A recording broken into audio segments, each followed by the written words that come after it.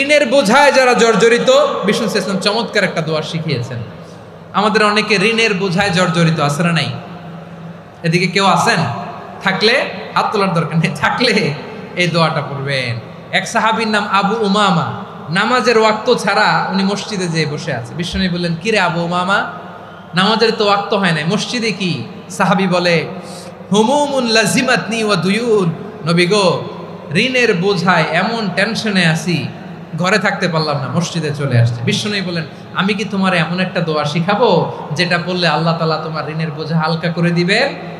আবু উমামা বললেন, ইয়া রাসূলুল্লাহ, অবশ্যই শিখাবেন। বিষ্ণু বললেন, তাহলে তুমি পড়বা, আল্লাহুম্মা ইন্নী আউযু বিকা মিনাল হাম্মি ওয়াল হাযান ওয়া আউযু বিকা মিনাল জুবনি ওয়াল বুখল ওয়া আউযু বিকা মিন গালাবাতিদ দাইনি ওয়া কাহরির রিজাল।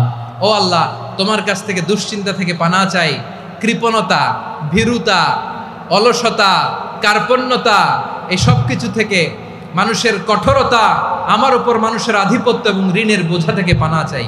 এই দোয়াটা যখন বিশ্বনবী শিখাই দিলেন, আবু উমামা বারবার এই দোয়া পড়েন, আল্লাহুম্মা ইন্নী আউযু বিকা মিনাল হাম্মি ওয়াল হাযান ওয়া আউযু বিকা মিনাল আজজি ওয়াল কাসাল ওয়া আউযু বিকা মিনাল জুবনি ওয়াল বুখল ওয়া আউযু বিকা মিন গালাবাতিদ দাইনি ওয়া কাহরির রিজাল।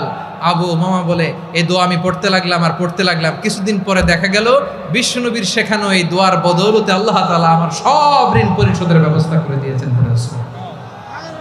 পড়বেন পড়বেন। আমার প্রিয় পটুয়াখালীর ভাইয়েরা, বিশ্বনবীর জামাতা সাইয়্যিদিনা আলী রাদিয়াল্লাহু তাআলা আনহুর কাছে এক লোক এসে বলে, হে আলী, ঋণের বোঝায় আমি জর্জরিত, আমার কিছু অর্থ দিয়ে সাহায্য করো। সাইয়্যিদিনা আলী রাদিয়াল্লাহু তাআলা আনহু বললেন, আমি কি তোমার এমন একটা দোয়া শিখাবো যেটা বিশ্বনবী আমাদের শিখিয়েছেন?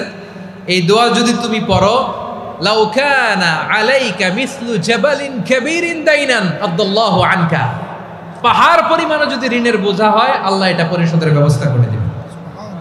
ছোট্ট একটা দোয়া বিশ্বনবী শিখালেন, বললেন, তুমি পড়বা, আল্লাহুম্মা কফিনি বিহালালিকা আন হারামিকা ওয়া আগনিনি বিফাদলিকা আম্মান সিওয়াক।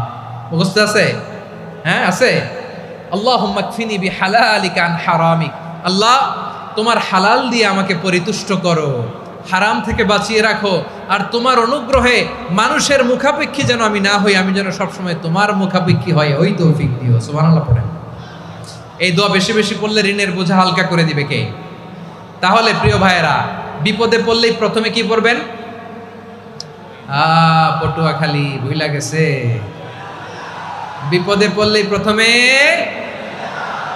ইন্না লিল্লাহ কি বলে নিজেকে আল্লাহর কাছে সঁপে দিতে হয়? হাসবুনাল্লাহ। চরম বিপদে দেয়ালে পিঠ থেকে গেছে, তখন লা ইলাহা ইল্লা আনতা সুবহানাকা ইন্নী কুনতু মিনাজ জালিমিন। এরপরে লা ইলাহা ইল্লাল্লাহুল আযীমুল হালিম, এই দোয়া। আকস্মিক বিপদ, হঠাৎ যেন কোনো বিপদ আমাকে পেয়ে না বসে, এটার জন্য বিসমিল্লাহিল্লাযী লা ইয়াদুররু মা ইসমিহি শাইউন ফিল আরদি ওয়ালা ফিস সামাই ওয়া হুয়াস সামিউল আলীম। সকালে 3 বার, রাতে 3 বার।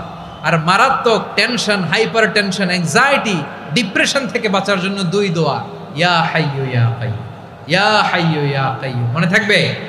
আর আল্লাহুম্মা ইন্নী আবদুক, এই দোয়া। ঋণ থেকে বাঁচার জন্য 2 দোয়া, আল্লাহুম্মা ইন্নী আউযু বিকা মিনাল হাম্মি ওয়াল হাযান, এটা।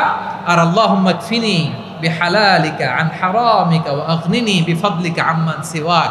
আর সব সময় পড়ার জন্য একটা আমল দিয়ে যাই, উঠতে বসতে, অফিসে যাচ্ছেন, অফিস থেকে ফিরতেছেন, বসে আছেন, শুয়ে আছেন, ছোট্ট এক শব্দে আমরা যেন বেশি বেশি পড়ি আস্তাগফিরুল্লাহ। আওয়াজ করে আমার সাথে পড়ুন, আস্তাগফিরুল্লাহ। আবার পড়ুন, আস্তাগফিরুল্লাহ। আল্লাহ রাসূল সাল্লাল্লাহু আলাইহি ওয়াসাল্লাম বলেন, মান লাজিমাল ইস্তিগফার, যে সব সময় এরকম ইস্তিগফারের সাথে লেগে থাকে, জাআলাল্লাহু লাহু মিন কুল্লি যিকিন মাখরাজা, আল্লাহ তাআলা তাকে কোনো বিপদে আটকান না, সে জীবনে আটকাবে না, যে কোনো বিপদে আল্লাহ তার রাস্তা বের করে দিবে। Way out, you will get a way out and solution. সুবহানাল্লাহ। ওয়া মিন কুল্লি হাম্মিন ফারাজা, দুশ্চিন্তা মুক্ত হবে। ওয়ারযুকহু মিন হাইসু লা ইয়াহতাসিব, এমন জায়গা থেকে আল্লাহ রিজিকের বন্দোবস্ত করবে যেটা সে কল্পনাও করে নাই। আওয়াজ করে পড়েন সুবহানাল্লাহ। তাহলে মনে থাকবে আস্তাগফিরুল্লাহর কথা। সব শেষ কথা বলবো, সব শেষ। আমার প্রিয় ভাইয়েরা, এটা গেল নিজের বিপদ। কিসের বিপদ? নিজে যদি বিপদে পড়েন। অন্যের বিপদ যদি দেখেন, এটার জন্য একটা দোয়া আছে। অনেক সময় আমরা দেখি হাসপাতালে ক্যান্সারের থার্ড স্টেজে চলে গেছে, লোকটা হ্যাংলা হয়ে চিকন হয়ে হায়রে কি কষ্ট পায় দেখি না। বিষ্ণু বলে একটা দোয়া যদি কেউ অন্যের কোনো বিপদ দেখে পড়ে, ওই বিপদ তার জীবনে কখনো আসবে না। শুনবেন? শোনার আগ্রহ আছে? অনেক সময় হয় যে আমরা মহাসড়ক দিয়ে যখন চড়ি, দুর্ঘটনায় আইরে আল্লাহ, দুর্ঘটনায় মানুষের মাথা একদিকে, দেহ আরেকদিকে, ব্লিডিং, এরকম হয় না? আল্লাহ তুমি হেফাজত করো। বিশ্বনবী বলেন এই দুর্ঘটনা দেখে কেউ যদি এই দোয়াটা পড়ে, তার জীবনে সে কোনোদিন এরকম অ্যাক্সিডেন্টের সম্মুখীন হবে না। শুনবেন? বিশ্বনবী বলেন অন্যের বিপদ দেখে কেউ যদি পড়ে, আলহামদুলিল্লাহিল্লাযী আফানি মিম্মা বতালাকা বিহি ওয়া ফাদ্দালানি আলা কাসীরিম মিম্মান খালাকা তাফদীলা, মানে প্রশংসা সে আল্লাহর, যে আল্লাহ তাআলা তোমাকে যেই জিনিস দিয়ে পরীক্ষা করেছে আমাকে ওইটা থেকে বাঁচিয়ে দিয়েছে। তোমাকে আল্লাহ যেই বিপদে ফেলেছে আমাকে ওই বিপদ থেকে তিনি মুক্ত রেখেছে, আর তার অনেক সৃষ্টির উপর আমাকে তিনি প্রাধান্য দিয়েছে। সুবহানাল্লাহ পড়েন। যে কোনো বিপদ, কারো ক্যান্সার দেখে যদি এই দোয়াটা আপনি বিশ্বাসের সাথে পড়েন, জীবনে কোনোদিন ক্যান্সার রোগে আক্রান্ত হবেন না। দুর্ঘটনা দেখে যদি পড়েন, ওই দুর্ঘটনা আপনাকে স্পর্শ করবে না। যে কোনো কারো বিপদ দেখে যদি কোনো বিশ্বাসী বান্দা এই দোয়া পড়ে, বিশ্বনবী বলেন লাম ইউসিবহু যালিকাল বালা, ওই বিপদ তাকে আর ধরবে না। উফিয়া মিনহু মিন যালিকাল বালা কাইনাম মা কান, সে যতদিন হায়াত পাবে কোনোদিন ওই বিপদ তাকে স্পর্শ করবে না।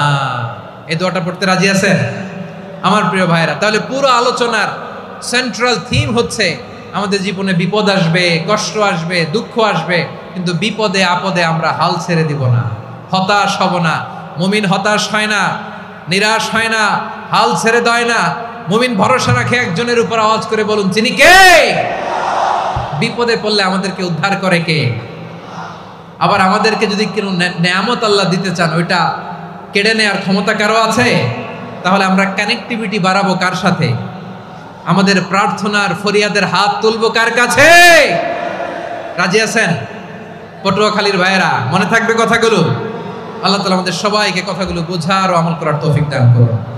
সাইয়েদনা আদম আলাইহিস সালাম ভুল করে যখন নিষিদ্ধ গাছের ফুল খেয়ে ফেললেন, ফল খেয়ে ফেললেন, আল্লাহ বললেন আদম ক্ষমা পেতে চাইলে তুমি আর হাওয়া মিলে স্বীকৃতি দাও, পাপের স্বীকৃতি আর পড়ো রব্বানা যালামনা আনফুসানা ওয়া ইল্লাম তাগফির লানা ওয়া তারহামনা লানাকুনান্না মিনাল খাসিরিন। ও আল্লাহ, আমি আদম আর হাওয়া যালামনা আনফুসানা, আমরা আমাদের নফসের উপর বড্ড জুলুম করেছি। আল্লাহ ওয়া ইল্লাম তাগফির লানা ওয়া তারহামনা, আপনি যদি ক্ষমা না করেন, আপনি যদি দয়া পরবশ না হন, আপনি যদি রহম না করেন, আমরা তো ক্ষতিগ্রস্তদের মধ্যে শামিল হয়ে যাব। এই দোয়া করার সাথে সাথে সাইয়েদনা আদম আর হাওয়া আলাইহিস সালামকে ক্ষমা করে দিলেন কে?